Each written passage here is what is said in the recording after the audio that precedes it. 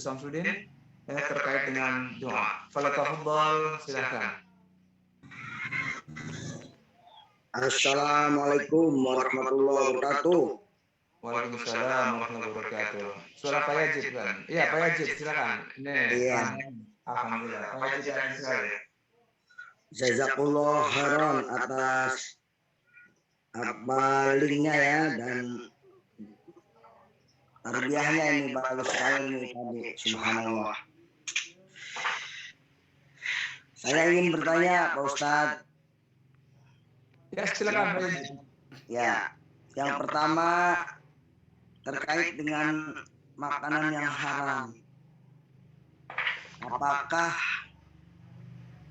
riba itu jelas haram sehingga kita doanya tidak diterima? Sedangkan saya misalnya dan teman-teman sebagai pegawai negeri itu rumah ngutang ke bank, motor ngutang juga, itu kan terkait dengan riba, sehingga doa-doa kita kurang dikabul atau bagaimana menurut pandangan Pak Ustadz? Sebab sangat sulit ya untuk menghindari riba. Demikian, apakah ada toleritas gitu buat kita? Karena tidak ada jalan selain itu. Terima kasih. Wassalamualaikum warahmatullahi wabarakatuh. Waalaikumsalam. Baik. Kita menghimpun dua pertanyaan. Satu lagi nanti digabung oleh Ustaz Uci dijawab sekalian. Silakan. Yang lain yang mau bertanya? Yang lain adakah? Jadi biar digabung aja. Tidak ada yang lain? Ustaz Hasani ada pertanyaan? Iya, Ustaz.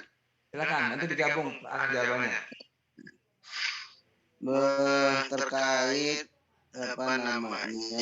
pernyataan Imam Syafi'i, yang pernah dapat dengar Ustaz kajian yang menyatakan Imam Syafi'i, barang siapa yang sholat Isya dan subuh berjamaah, maka dia akan mendapatkan Lailatul Qadar di malam 10 hari terakhir.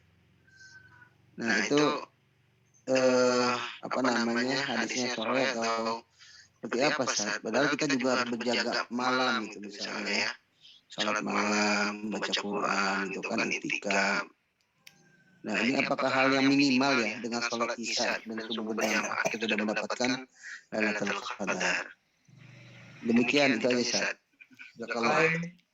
Baik. Ustaz Ucul, ada dua pertanyaan. Yang pertama terkait riba seorang PNS ya, yang mengambil ini dan itu ke bank. Apakah itu bagian dari riba? Yang kedua, Ustaz Hasan ini menanyakan tentang statement Imam Syafi'i yang mengatakan bahwa siapapun yang sholat isya dan subuh berjamaah, maka dia akan mendapatkan Lailatul Qadar. Tafadhol Ustaz Ucul. Jazakallahu khairan atas pertanyaannya. Masya Allah, ini luar biasa.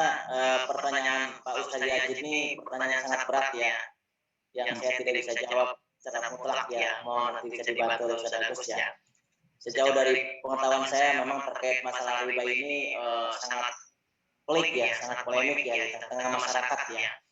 Kalau saya pribadi sebelum menghukumi tentang riba yang sudah merajalela ini, mungkin lihat dulu asbab ya yang terjadi di tengah masyarakat ya. Sepertinya mungkin terkait masalah riba-meriba ini juga memang kita butuh kajiannya khusus. Masyarakat awam juga perlu tahu banyak juga mana yang disebut riba, mana yang tidak ya. Tidak misalkan dengan cara dikredit, ya itu juga harus disebut dengan riba, karena mungkin jenisnya berbeda. Ada urusan bertransaksi yang tidak bisa dibayar dengan cara cash, misalkan hanya bisa dikredit dengan selisih harga pada barang, saya kira itu bukan riba. Itu sudah jelas ya fikihnya mengatakan demikian, tapi masih banyak itu mengatakannya riba. Nah, ini memang luar biasa di masyarakat ini riba-meribanya ya, tapi tidak apa-apa, tetap memang harus dikaji dan disampaikan secara gamblang ya. Yang kedua, memang ada juga yang punya tradisi meminjam ya, ataupun hobi meminjam ya. Allah alam ya, hobi meminjam ataupun meminjam, apakah karena keterdesakan atau karena mungkin serba kekurangan, boleh jadi orang ini tidak punya kreativitas berbisnis sehingga dia hanya menyambung hidupnya dari pinjam meminjam saja, dan dia meminjamnya bukan ke perorangan ataupun ke lembaga yang lebih Islami, tapi ke rentenir misalkan seperti itu ya. Nah, ini juga sangat menentukan pola hidupnya ya seperti itu. Jadi memang saya tidak bisa jawab bagaimana hukumnya. Jangankan PNS, non PNS pun ya termasuk saya mungkin ya pernah beberapa kali ataupun ya mungkin sampai saat ini mungkin masih punya sangkutan misalkan dengan lembaga keuangan misalkan ya. Nah itu mungkin bagi orang yang mengatakan dengan sadisnya bahwa saya sudah memakan riba dan saya juga tidak mungkin berdoa karena doa saya mungkin tidak akan dijabah. Saya kira kita bisa mengambil satu alasan kenapa misalkan ada salah satu transaksi kita mungkin di situ belum bisa dikatakan 100% syar'i gitu kan, karena itu tadi boleh jadi pun sistemnya pada umumnya memang seperti itu. Bisa mengambil kaidah famarid turofi mahmasotin mutajanibin ismin gitu kan, au fi mahmasotin goiro bagin wala adin gitu kan. Boleh jadi mungkin di antara kita ada yang memang terjepit ya situasi keadaan gitu kan untuk menyambung hidup misalkan ya, untuk kelangsungan dapurnya misalkan contoh ya, maka dia harus mengambil pinjaman ataupun apalah yang memang itu dari bank-bank konvensional ataupun lembaga konvensional ya, bukan karena ya tidak dicari-cari walaupun adin ataupun karena kesengajaan, tapi karena sistemnya memang ya keterpaksaan gitu ya, seperti itu alam ya.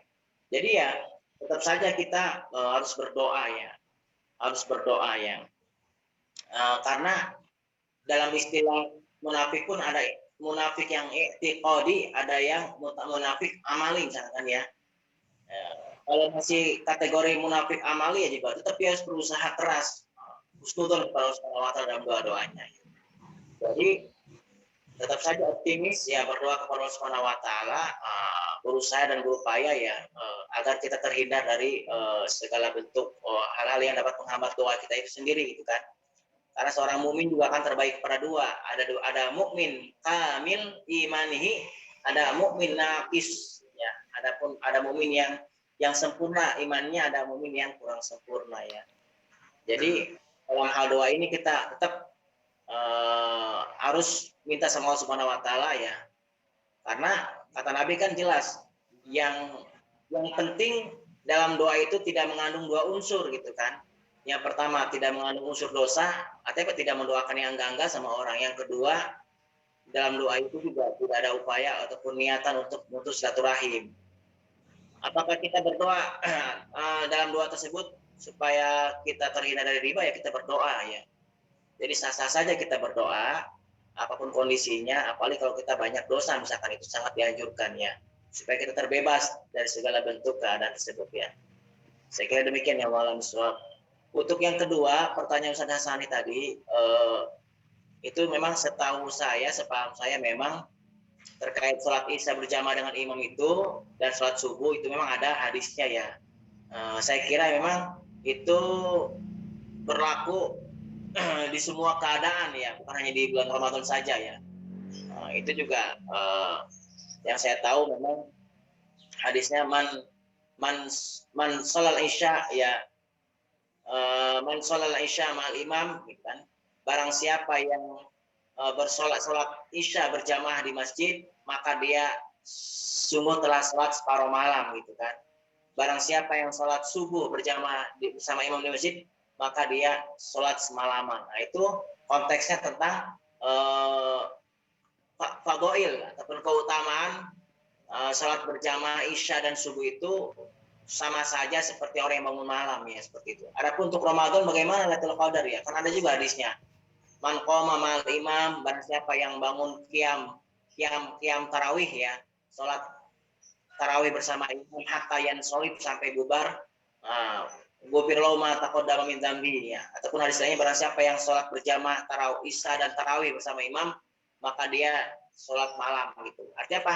Boleh jadi mungkin di malam 10 terakhir ini ada saudara kita yang memang tidak sanggup mujahadah malam karena dia punya keterbatasan, misalkan dia punya penyakit lah, dia harus istirahat, dia harus minum obat, dia tidak bisa bangun malam, tapi dia sholat tarawih, tapi dia sholat isya dan sholat tarawih bersama imam, berdoalah di situ dia bersama imam, ya boleh jadi dia akan mendapatkan malam Lailatul Qadar ya seperti dia.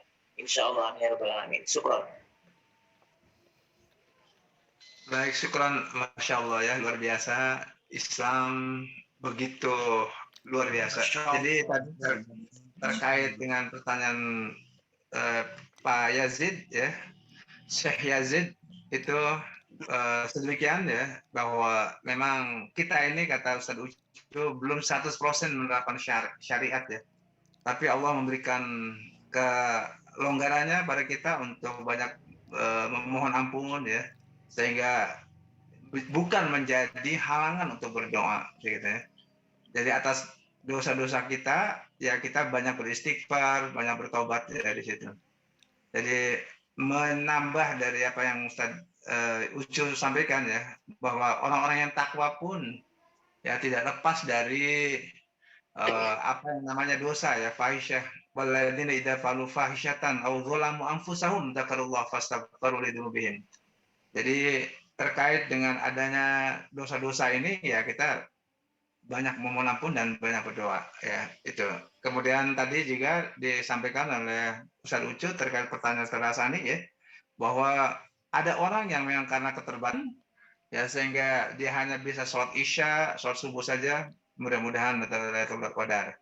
Tapi tentu saja bagi yang normal ya sehat ya mungkin tidak hanya sekedar sholat isya dan subuh ya Ustadz Ucu ya. Tadi yang pertama Ustadz Ucu sampaikan ya, saking hati-hatinya itu ya Ustadz Hasani sampai malamnya dia dijaga perutnya ya, dijaga hubungan dengan istrinya gitu kan. Nah itu bagi yang normal ya, sehingga Lailatul Qadar ini memang ya harus diperjuangkan dengan maksimal ya, bukan hanya sekedar sholat isya berjamaah, subuh berjamaah ya Ustadz Ucu ya, bagi yang kita normal. Betul Ustadz Ucu ya. Betul. Itu barangkali mengingat waktu kita habis nih ya. Kita tutup dengan baca hamdalah. Alhamdulillahirabbil alamin.